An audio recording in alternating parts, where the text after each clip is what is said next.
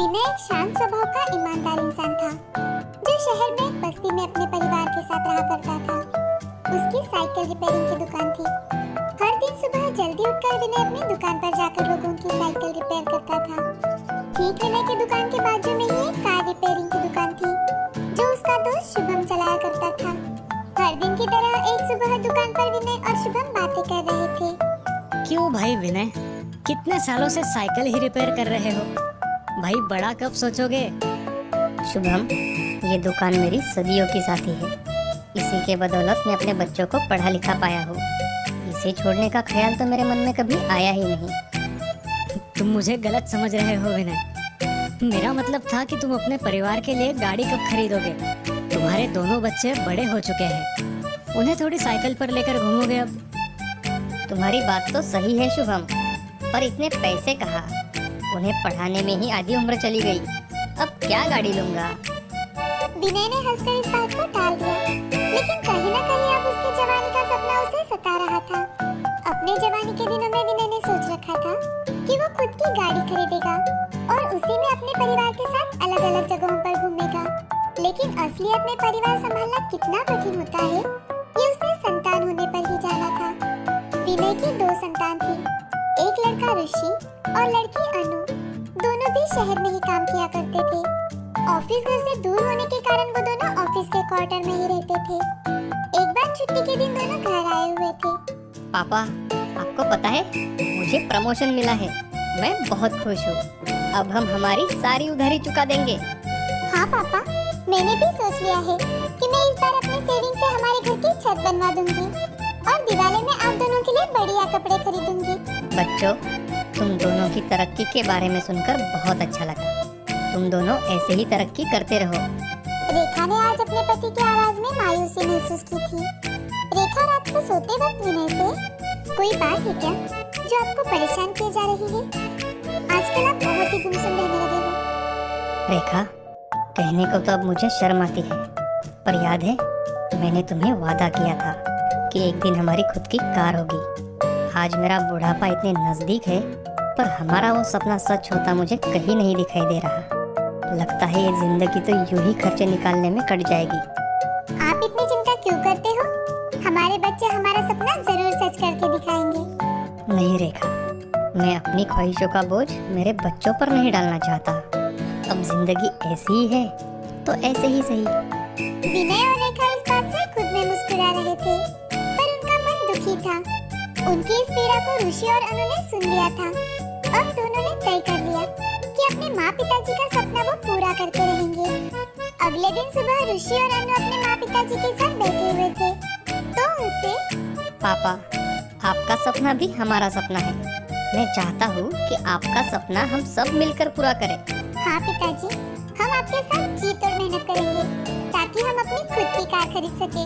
इससे पहले विनय कुछ कहता, रेखा ने उसके कंधे पर हाथ रखकर उसे आश्वासन दिया कि वो सब मिलकर ये सपना हकीकत में बदल सकते हैं। विनय ने मुस्कुराकर हामी भर दी। अब ऐसे ही 2 साल बीत गए। ऋषि और अनु दोनों मन लगाकर काम कर रहे थे। दोनों अपने करियर के साथ इतना बिजी थे कि दोनों ने अपनी शादी की बात को भी हवा में उड़ा दिया। उन दोनों से पीछे ना रहकर विनय ने भी अपनी दुकान का विस्तार किया। उसने बेचने के लिए साइकिल लाकर रखे और तो और प्राइवेट गियर्स भी, जिसे वो साइकिल के साथ ही बेचा करता था। पूरे परिवार ने मिलकर खर्चे में किफायत अपनाई और कुछ ही सालों में ईएमआई पर गाड़ी लेने के लिए वो सक्षम हो गए। पापा, हमने कर दिखाया। आज हम वाकई में गाड़ी खरीद सकते हैं, और वो भी आपके पसंद की। हाँ बच्चों, हम आज ही जाकर गाड़ी लेंगे। क्यों रेखा, सही कहा ना? जी बिल्कुल। और मैं घर में थाल के साथ तैयार रहूंगी। ऑटो लेकर विनय अपने बच्चों के साथ शोरूम के लिए निकल पड़ा। रास्ते में जाते वक्त उन्हें बहुत भीड़ दिखाई दी। उन्होंने बाहर निकलकर देखा तो एक युवक का एक्सीडेंट हुआ था और वो पूरी तरह से जख्मी था। अरे रे, इसका तो बहुत खून बह रहा है। इसे जल्द से जल्द हॉस्पिटल लेके जाना चाहिए। हाँ पापा। ऋषि ने तुरंत ही एम्बुलेंस वालों को कॉल किया, लेकिन एम्बुलेंस आने पर भीड़ में से कोई भी उस युवक के साथ जाने को तैयार नहीं था। ये देख विनय खुद उस युवक के साथ जाने को तैयार हो गया। ये देख ऋषि। लेकिन पापा, हम तो। तभी अनु ऋषि से, भैया अभी इनके साथ जाना बहुत बहुत ज्यादा जरूरी है और पापा भी तो यही चाहते हैं। अब वो तीनों उस युवक को एम्बुलेंस में लेकर अस्पताल चले गए। अस्पताल में जाते ही उन्होंने उस युवक को इमरजेंसी वार्ड में भर्ती करवाया। उस युवक की हालत बहुत ही ज्यादा गंभीर थी और इसी कारण इमरजेंसी ऑपरेशन करना होगा, ऐसा डॉक्टर ने बताया। और बिना पैसों के ऑपरेशन शुरू नहीं किया जा सकता था। अब विनय गंभीर सोच में पड़ गया। उसके सामने ऋषि और अनु की सालों की मेहनत घूम रही थी।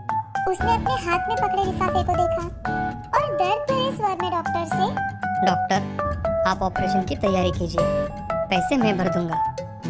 ऋषि और अनु पहले तो आश्चर्यचकित हुए, लेकिन वो जानते थे कि जान से जरूरी कुछ भी नहीं होता।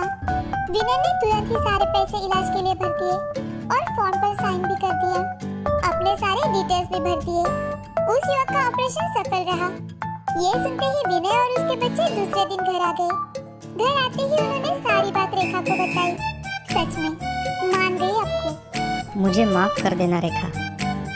आप आज भी वही इंसान हैं जिससे मुझे प्यार हुआ था। आपने कुछ भी गलत नहीं किया। विनय ने दर्द भरी मुस्कान के साथ रेखा को देखा। उस दिन विनय के घर शांति से सभी ने खाना खाया और बिना किसी से कुछ बात किए ही सो गए। सुबह उसकी आँख शोर से ही खुली। अनु आकर हड़बड़ाहट में कुछ बोल रही थी। पिताजी, पिताजी वो बाहर।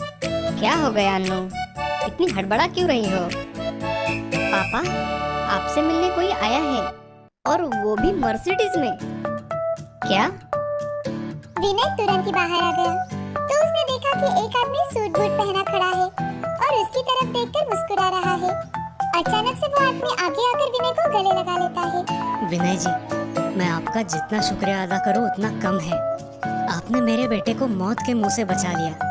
वो एक गंभीर हादसे का शिकार हो गया था। मैंने सब पता किया है। उस दिन भीड़ में बहुत सारे लोग थे, लेकिन उसे अस्पताल में कोई नहीं ले गया। आप अकेले थे जो उसे अस्पताल लेकर गए।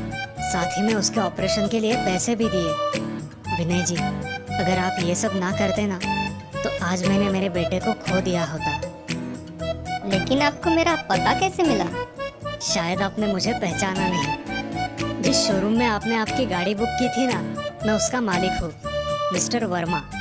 आपके बच्चों ने गाड़ी की बुकिंग कर दी थी। मैंने आपका नाम शोरूम में देखा और अस्पताल में भी। मिस्टर वर्मा, मैंने जो कुछ भी किया वो इंसानियत के नाते किया है।